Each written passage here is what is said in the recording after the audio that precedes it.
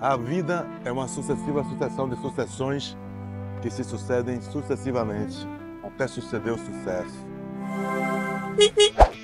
Ô, Profeta, tá viajando aí? Vamos dar um rolê de Fusca, pô, simbora? Tá filosofando aqui, né? Ah, então vamos dar um rolê de Fusca, então. Da hora, vamos Bem-vindo, embora. Profeta, ó, tem até um arzinho condicionado aqui pra você, ó. Aí sim, hein? Tamo demais, hein? Simbora? Vamos que Partiu, vamos. bora!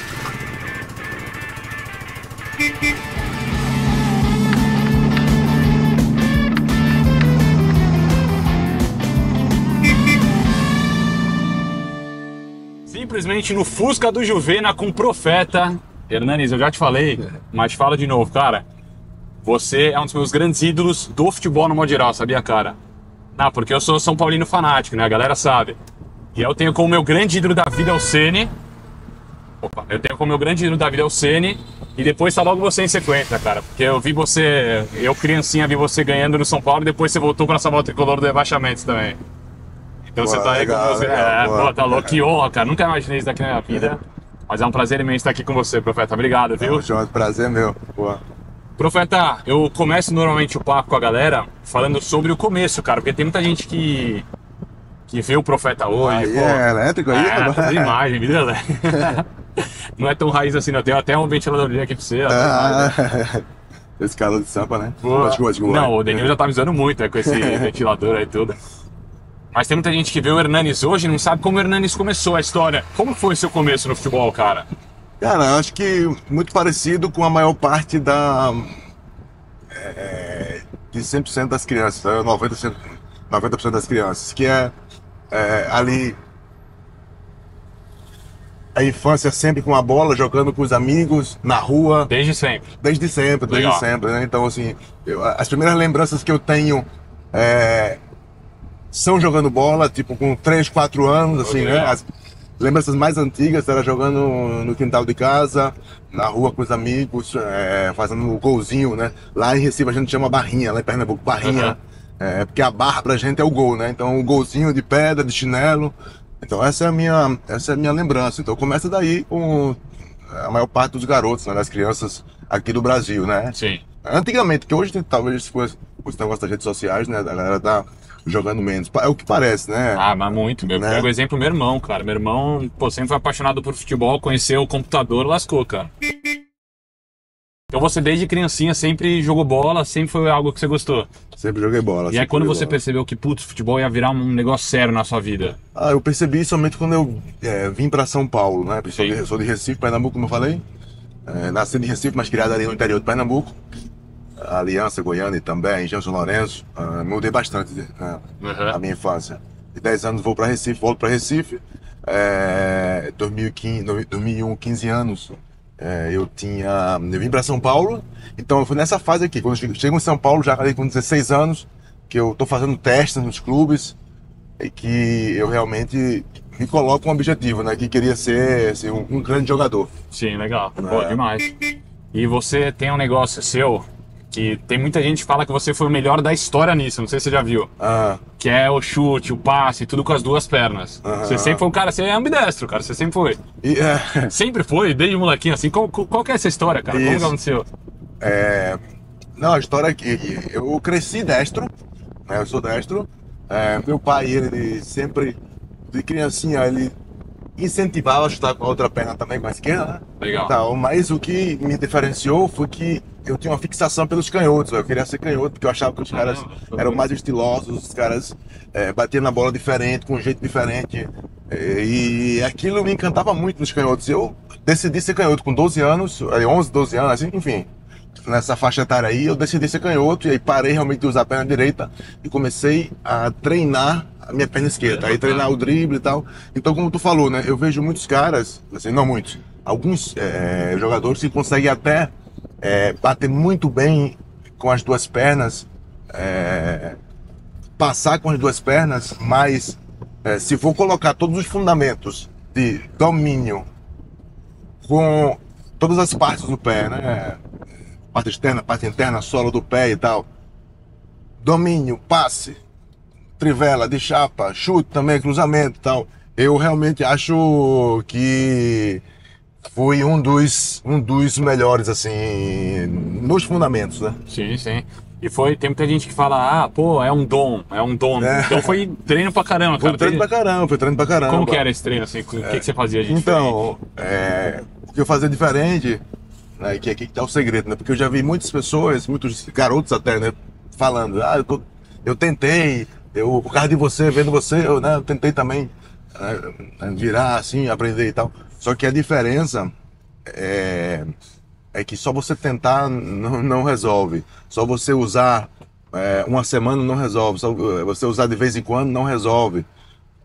Então, eu tinha um método, eu tinha um processo que eu começava, eu quebrava em etapas pequenas, né? Eu ficava na parede perto e começava muito devagarzinho, para entender mesmo como se faz a técnica, executar a técnica. Isso com 10, 11 anos. Caraca. Aí depois, demais. aí depois eu ia afastando e aumentando a velocidade, aumentando o grau de dificuldade e aquilo que eu te falei, né? Eu decidi ser. Então, realmente eu excluía minha perna direita, né? Eu assim, não usava, a bola vinha na perna direita, eu usava a perna esquerda. Então, isso. E depois também tem outra parada, que eu não só usava a perna esquerda, mas também a mão esquerda. Eu comecei a querer aprender. Tanto é que eu reprovei a 7ª série, porque a professora estava lá dando aula e eu pegava o caderno ou o livro e saía. Eu fazia as linhas pontilhadas com a direita e depois vinha com a esquerda, né? Aí ficava aprendendo. Caramba, então, justamente eu queria ser canhoto, né? Então isso que é o diferencial. Caramba, até com a mão, cara. Tá com a mão, tá com a mão. E tem um negócio que você explica que eu acho genial. Aliás, você falou com o Chico e com o Denilson, eu te contei. O Chico chegou na Band, ele só fala de vinho e do cérebro lado esquerdo. Qual que é essa explicação louca que tem, cara? É justamente porque eu descobri isso, né? Estudando, hoje a literatura científica, ela, sim, o cérebro, ele é muito complexo, tal, mas hoje a gente tem um entendimento de que a parte esquerda, o hemisfério esquerdo do cérebro, comanda a parte direita. E a parte esquerda é aquela parte mais racional, mais burocrática, mais matemática, mais lógica. Já o hemisfério direito é o que comanda a parte esquerda do corpo, pé e mão, e é a parte mais holística, mais criativa, da imaginação, artística. Então, e quando eu descobri isso, fazia todo sentido, porque eu amava os canhotos por causa disso, porque pra mim era mais bonito, era mais criativo, sabe? Então, e aí por isso que eu também comecei a escrever com a mão, né? Não só com o pé. Bom, então foi um treino geral, assim, que você fez. Treino geral. Cara, espetacular. É bom até pra... Eu não sei se você tem vontade de trabalhar de novo com futebol, assim... Tenho. Tem pra caramba, jura? Muito. Porque eu imagino, cara, você pra molecada ensinando isso. Sim. É uma vontade que você tem? É uma vontade que eu tenho porque, como tu falou, né? Eu falava assim, caraca, porque não sou eu que me auto-intitulei... Intitulei... Isso, pô. Puta, trava-língua. Ambidestro, né? Todo mundo percebia que eu era ambidestro, e eu dizia assim, pô, e foi uma coisa que eu aprendi, me ensinei. Então eu acho que eu consigo ensinar também a molecada, né? Não só a ser ambidestro, porque de repente o cara não quer, tá? Mas ensinar as técnicas em geral, sabe? Legal, então isso é um prazer que eu tenho de ver. Já trabalhei com alguns garotos assim, sim, e ver a evolução deles. É uma coisa que me dá prazer. Então, agora eu tô focado nisso. Eu quero voltar a trabalhar com futebol. Com a molecada. Treinador, qual função? E sobretudo com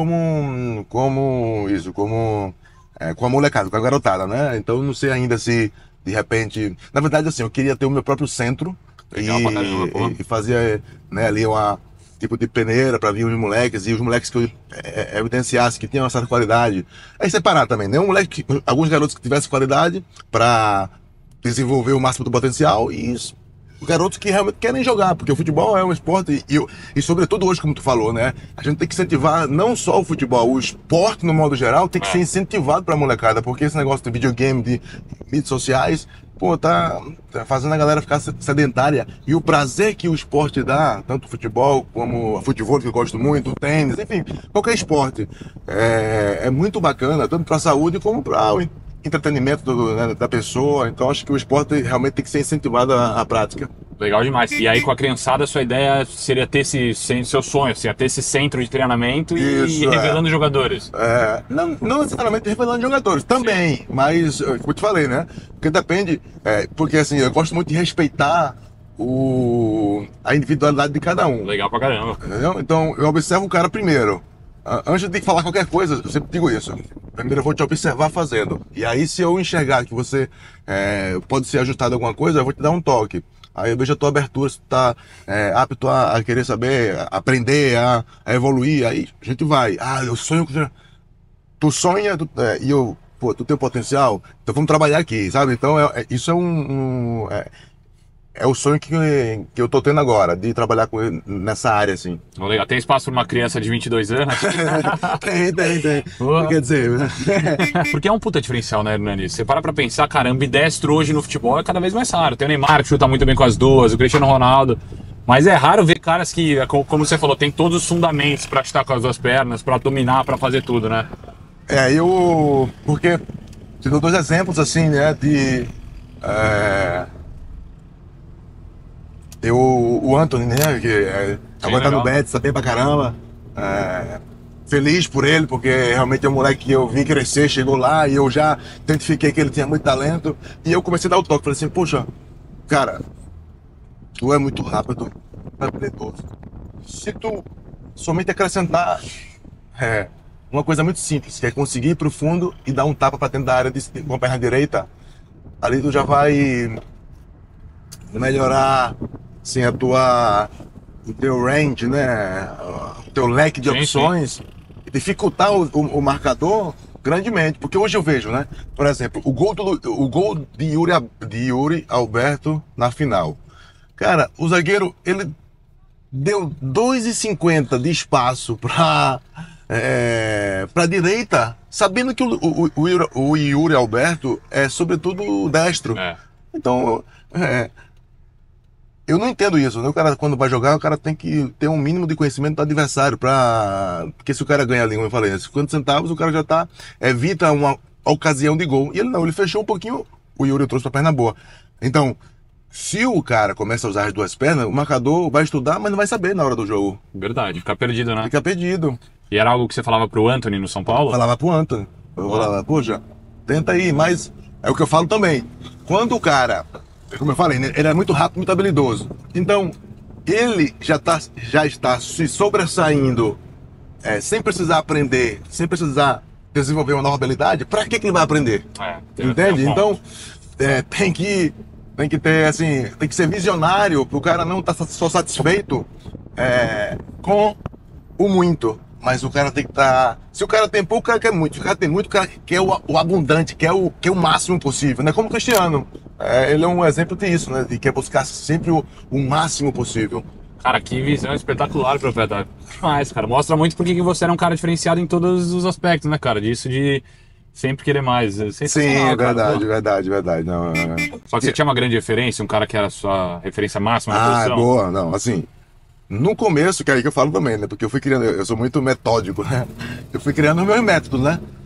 E a primeira parte do método é você imitar. Não tem nada melhor para aprender do que você imitar. Tanto é que a gente, quando é criança, a gente aprende assim. Isso é o principal mecanismo de aprendizagem da criança, é você imitar. Tudo que a gente vê, a gente imita. Então eu peguei o Felipe do Vasco. Caramba, legal. E aí eu literalmente imitava ele, colocava a mãozinha assim, eu balançava igual ele, assim, eu fazia cópia. Isso criança? Isso criança, ali legal, nos meus 10 anos, nos meus 12 anos. E então eu imitava ele, eu queria ser a cópia dele. Só que depois, quando você já chegou num certo nível de, pô, tá legal a imitação, aí você depois tem que ir agora colocar o teu. Você não pode, né, ficar para sempre ser uma cópia, porque nós somos, aí entra a parte, né, filosófica, nós somos, eu gosto da parte filosófica. Cada ser é único, né? Então não é à toa que cada um tem a sua própria digital, somos únicos, então a gente não pode ser cópia. Você usa a cópia, você usa a imitação para chegar até um nível, e aí depois você vai para o próximo nível. Então precisa imitar, sim, no começo sim. Pô, tô torcendo muito pra dar certo esse projeto aí com a criançada, cara. Tem muita coisa pra agregar, olha isso, cara. Pouca gente fala sobre isso, cara, do que você fala assim de... Não, cara, vou te falar, eu tive na Juventus ali agora. Uhum. Eu tive na Juventus. Lá na Itália. Na Itália. Sim. Porque eu conheci um brasileiro que ele trabalha na Juventus, né, o meu amigo Bruno, e aí ele falou, não, a gente tem um trabalho lá de aperfeiçoamento individual. Aí eu falei, pô, sério? Que novidade é essa? Aí eu falei, posso lá ver? Ele falou, pô, claro, pô, vai lá e tal. Aí eu fui ver os treinos, né, bem bacana, assim, tem um dia da semana que eles separam os zagueiros, os meio-campos e os atacantes para treinar os fundamentos específicos de cada posição. Pô, legal. Né? E eu falei, pô, vanguarda. Então, pensando na frente. Porque eu fico louco hoje quando eu vejo um moleque assim, descoordenado, que não sabe posicionar bem o pé para bater na bola, não sabe a diferença entre chutar, cruzar e lançar. Então eu fico doido, assim, isso é o quê? Isso é treinamento técnico, treinamento dos fundamentos. E aí eu fui lá na Juventus, vi essa parte sim, gostei pra caramba, e falei, pô, é isso. Só que também, fui lá, e aí fui ver o treino. Aí a galera tava jogando a bola, tinha 3 treinadores lá, jogava a bola, cabeceia. E os caras estavam repetindo o fundamento, mas executando não de maneira perfeita. Aí eu falei assim, caraca. Aí você tem que parar, mostrar para eles como é que se faz a execução ali do gesto técnico e depois de repetição. Aí errou, corrige. Então não pode só deixar assim, vamos treinar o fundamento. Repetição. Não é assim, tem que ter o olho do cara que enxerga o erro e corrige. Então, assim, enfim, é uma parte que eu tô legal pra caramba. amarrado. Não, legal demais. Eles têm esse diferencial, só que falta alguém pra corrigir essa... Legal pra caramba. Isso. Que legal, torcer pra dar certo, Profeta. E falando em jovem, cara, eu queria falar com você também, agora a parte mais histórica. Você no São Paulo, aquele time de São Paulo lá que fez história, que foi tricampeão brasileiro com o Muricy. Qual que era o diferencial desse time, cara? O que você acha que aquele time tinha de diferente que conseguiu fazer algo que mais ninguém fez, que foi ser tricampeão brasileiro? Quando o resultado acontece, né, fica muito óbvio as coisas, né? Sim. Então, tu foi falando aí qual o diferencial, e eu fui refletindo, né? Pensando. Aí eu vou pro goleiro, vou no gol, aí um dos maiores da história, né? Ali o Rogério era... Aí eu falei, próximo departamento, defesa. Aí a defesa era piada, velho. A defesa era... Você tá maluco, a defesa era piada. Miranda.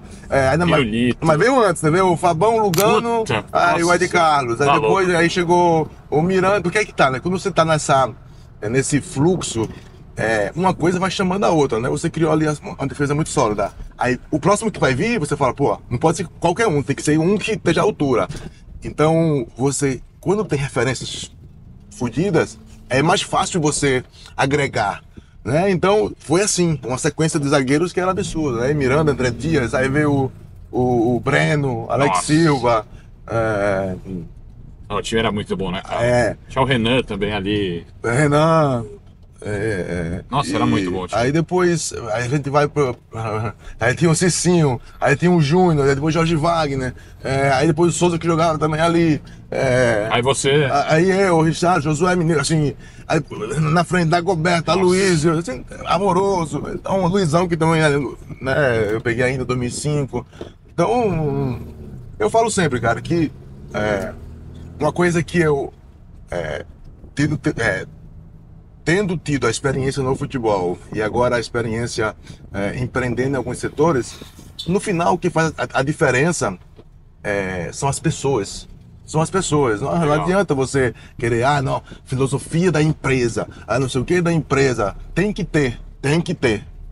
Imprescindível também. Mas o que faz a diferença são as pessoas, os seres humanos. Então, eu dei o exemplo dos jogadores porque quando você tem um jogador, os jogadores de nível, aí, claro, tem um comandante também que é importante, que aí tem o Muricy também, né? Muricy era espetacular. Paulo Tuori, Muricy.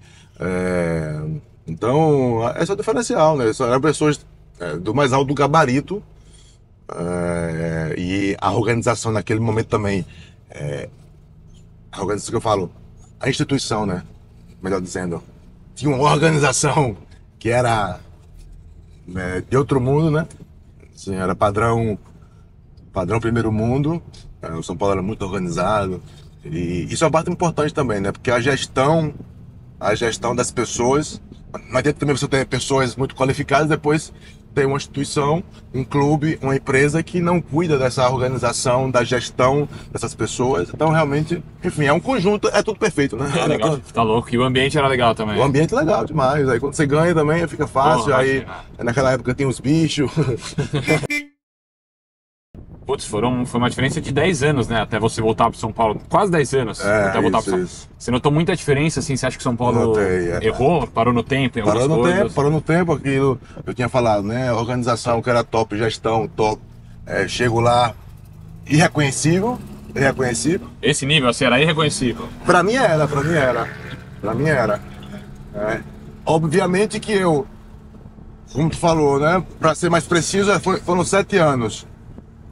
Dos 7 anos, eu saí de ser um garoto, me transformando em homem, para me transformar em homem maduro, feito com experiências de Europa, dos melhores times do mundo. Então, o meu parâmetro, minhas referências aumentaram, né? E aí, sim, quando volto, eu não parecia que era o São Paulo. Era um nível, imagino, cara. Tanto que foi num momento super difícil que a gente vai falar que o São Paulo tava quase caindo, né, cara? E muita gente fala, eu falo também, na minha opinião, você que salvou o São Paulo do rebaixamento ali, cara. Porque você chega e tá louco, o que você fez ali é loucura. E você falou sobre isso, Profeta, da Europa. Como foi pra você, cara? Assim, você sai de São Paulo, vai pra Europa, joga nos grandes clubes, joga uma Copa do Mundo. O que passa na cabeça, assim? Você já chegou a fazer essa reflexão de... Puta, cara, olha onde eu cheguei, porque é negócio de louco, né, cara? Não é qualquer pessoa que acontece isso. Na verdade, a minha reflexão, ela veio depois, né, de entender o que eu realizei depois, porque até enquanto eu estava ali na bolha ou no furacão e tal, eu era muito...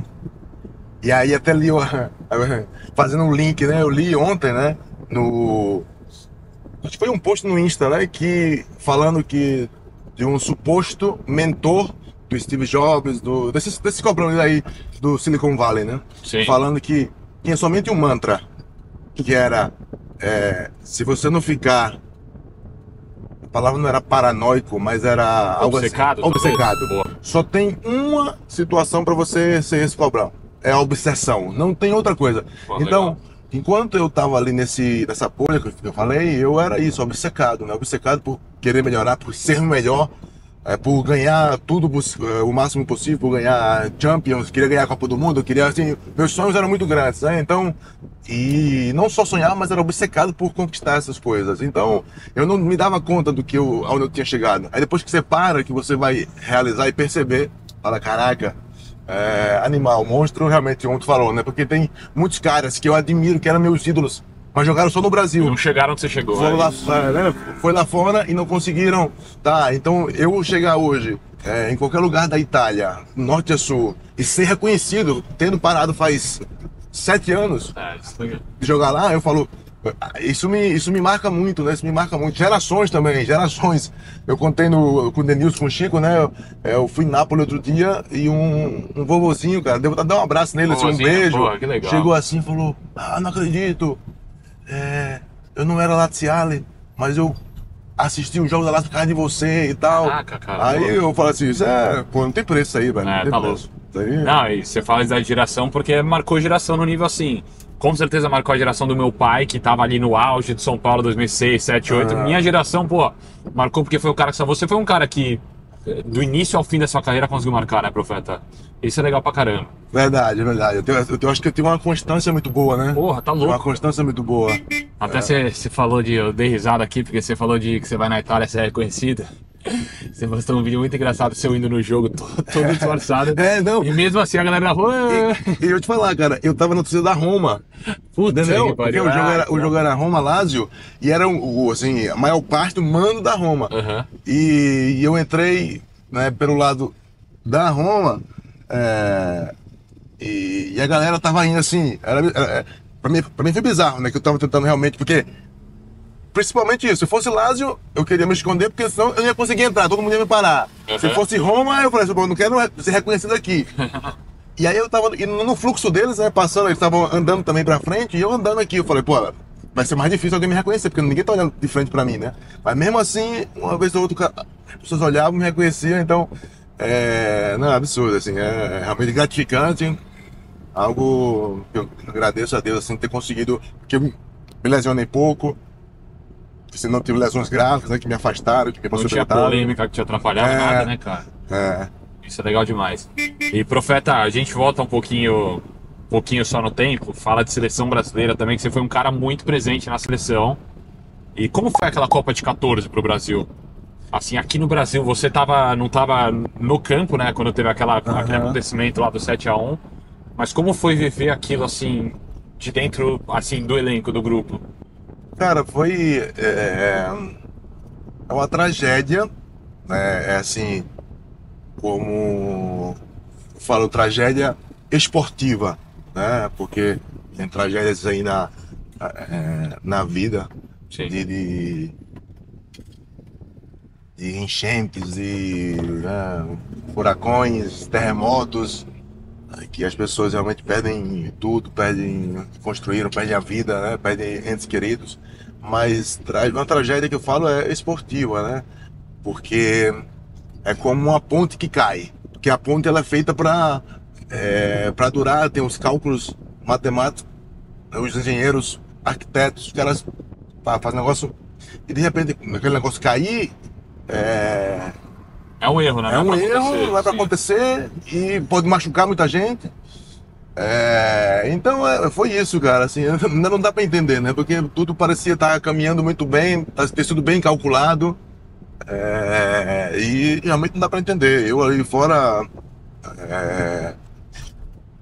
não tenho nem assim, não sei. Dá nem pra, não dá. E o vestiário depois do jogo foi um clima assim. Enterro, né? Enterro. O pior clima que você já viu. O pior clima de dar calafrios, assim, realmente o silêncio e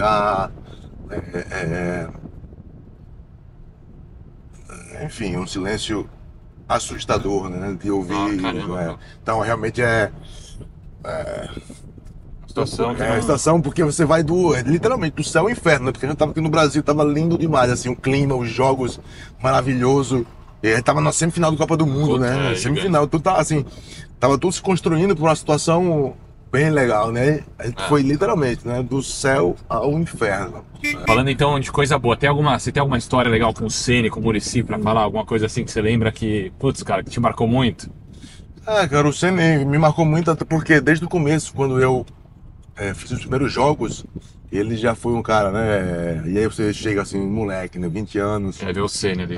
Ver o Ceni já passa o que. Aí depois ele vai na TV e comentou de mim, né? Porque eu tinha feito aí um jogo bom e tal, e citou meu nome. Aí, pô, isso já me marcou muito, né? E a gente se deu muito bem porque ele era um cara também, assim, obcecado. E quando a gente que tem essa mentalidade, a gente consegue identificar e ver as pessoas que são nesse mesmo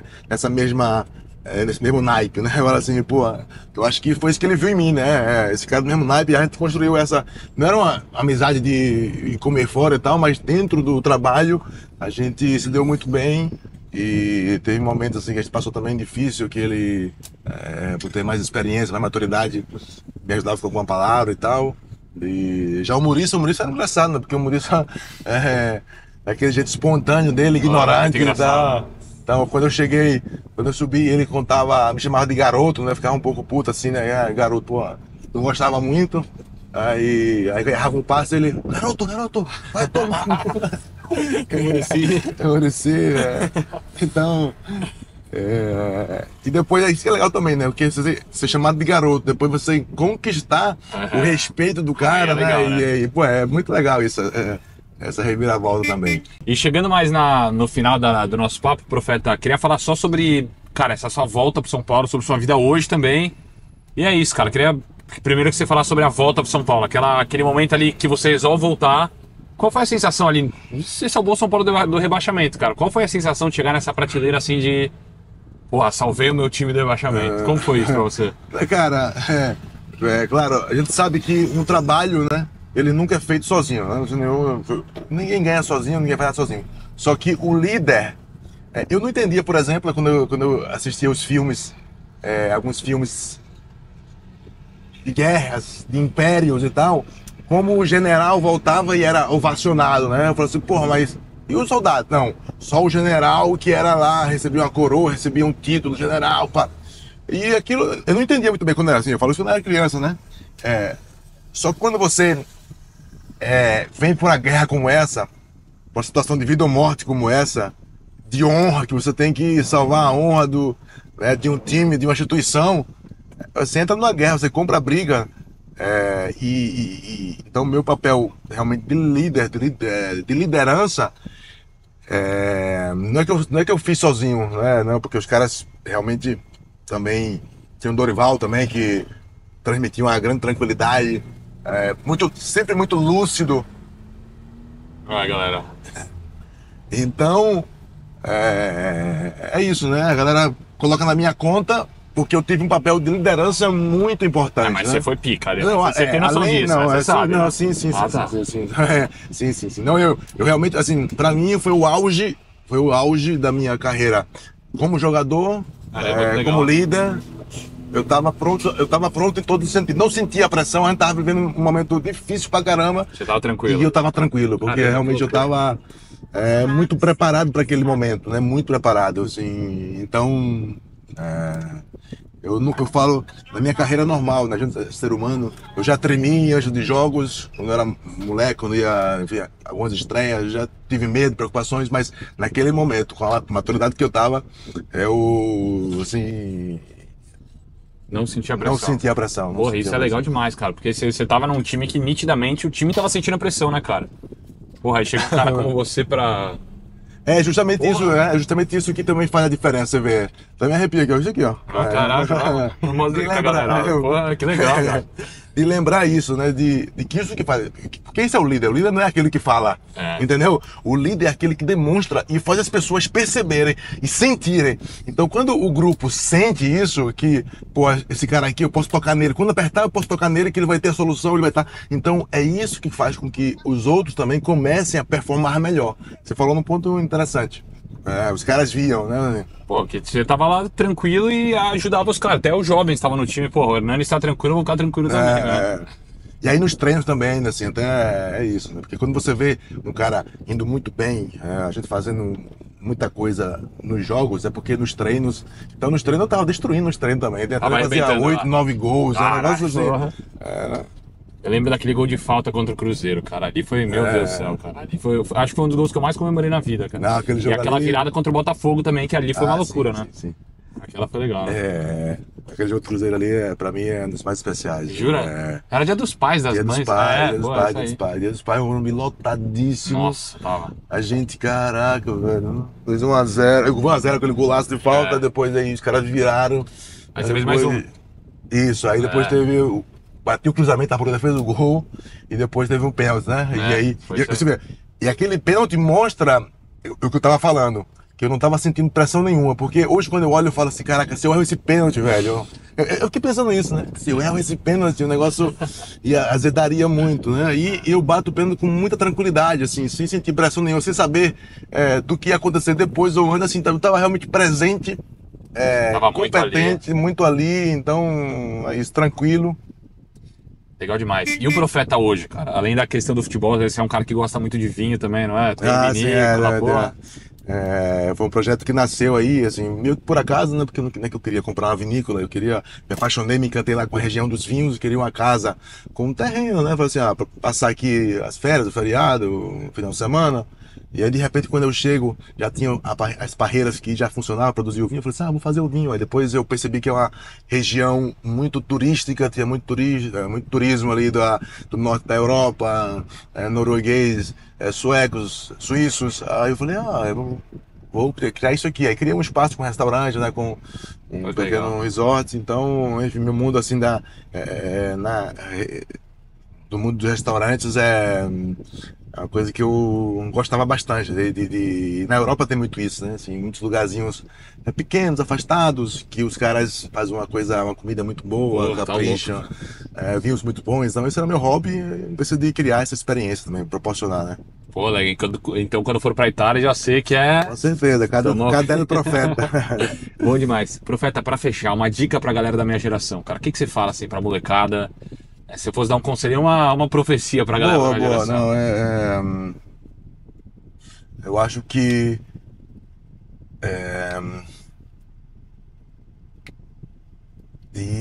primeiro ter boas referências, assim, de escolher as pessoas certas para se espelhar, porque eu falei né, vocês que são jovens têm que ter as referências de vocês, mas escolher boas referências. Então, assim, eu fico um pouco quando eu venho aqui pro Brasil, porque eu moro agora na Itália, né, eu venho pro Brasil, eu vejo assim, nada contra eles, mas eu acho que não pode ser referências pra molecada, né? Essa turma do funk aí, com as letras de música, sabe? Muita gente fala de droga De pra caramba. droga, pô, isso aí, então. Enfim, escolham umas referências boas pra vida de vocês, porque é, isso aí que eu falei de drogas, de preguiça, de malandragem, não leva ninguém a lugar nenhum, né? Assim, é passageiro. Então, construir algo sólido é difícil, tem que ter perseverança. Então, escolham por referências. Determinação em realizar o sonho de vocês e adquirir conhecimento. Invistam em vocês mais do que qualquer outra coisa. Invistam em vocês. Então, busquem conhecimento nos livros, em pessoas. Hoje está muito legal essa coisa do podcast, né? Assim, eu ouço bastante. Então, a gente pode aprender muito, né? Aprendi muito sempre. Eu recebi conselhos que mudaram a minha vida. Por exemplo, do Cilinho, né? Puta demais. Um treinador assim, experiente e tal. Ele falou assim: Hernandes, se você jogar dando 2 toques na bola, você vai jogar em qualquer lugar que você quiser. E eu nem entendi eu nem entendia, eu tinha 18 anos naquela época. Caramba, que 19. legal, cara. Eu não entendia bem o que ele falou, mas eu obedeci. Então, ou seja, mais uma humildade, né? Humildade para aprender com os outros, humildade para. E hoje a geração de vocês é a geração do sabe tudo, né? Porque eu tenho um filho de 18 anos. Não, mas você tá certinho, cara. Então, Tem que falar. é a geração do sabe tudo. Então, humildade, rapaziada. Humildade. Vocês sabem superficialmente, porque está muito disponível a informação, o conhecimento. Fato. Mas humildade, porque caras como o Cilinho mudaram a minha vida com um conselho. Coisa muito simples, que eu comecei a obedecer, a praticar, e depois eu vi, caraca, genial essa coisa, né? Então, serviu para mim. Talvez para outro jogador tinha que jogar em mais toques, mas para mim porque ele é experiente, né? Ele sabia o que precisava fazer. E foi isso que mudou a minha performance no futebol. Pô, Profeta, é espetacular, cara. Pra molecada aí, pra mim, pra toda molecada da minha geração, é legal saber disso, cara. E também escutar isso. O Denilson fala muito parecido, cara. Humildade pra aprender, humildade pra reconhecer que a gente não sabe nada ainda. Pode saber ali no celular na hora de pesquisar, chat GPT, essas coisas que tem hoje. Mas, cara, a vida quem viveu foi você, foi o Denilson, foi a galera que tem mais experiência, né? Que pode dar experiência. Legal pra caramba. Bacana, show de bola. Você consegue acompanhar o São Paulo da Itália, cara? Cara, eu acompanho, assim, não consigo, infelizmente, assistir os jogos, né? Porque fuso e tal. Mas aí no dia seguinte eu vou lá ver os gols, os melhores momentos, né? Tô sempre ligado, eu sigo o São Paulo, assim, sou inscrito lá, porque cada notícia que chega pra mim, né? Porque eu realmente tenho uma ligação muito forte, torço na torcida pelo São Paulo e a minha ligação também com o São Paulo é muito por conta do torcedor, né? O carinho que eu recebo nas redes sociais. Na copinha que eu te vi, que te encontrei lá, foi legal, né, cara? Muita gente tirando foto com você. Então é animal. Que legal, Profeta. Tamo junto. Legal aprender com você aí muito sobre futebol, sobre a vida. E agora aquela assinatura, né? Opa! Tinha depois vai para uma instituição de caridade. Então agora vai ficar mais valorizado ainda. Aqui, aonde? Não, você que manda, cara. Aí, ó.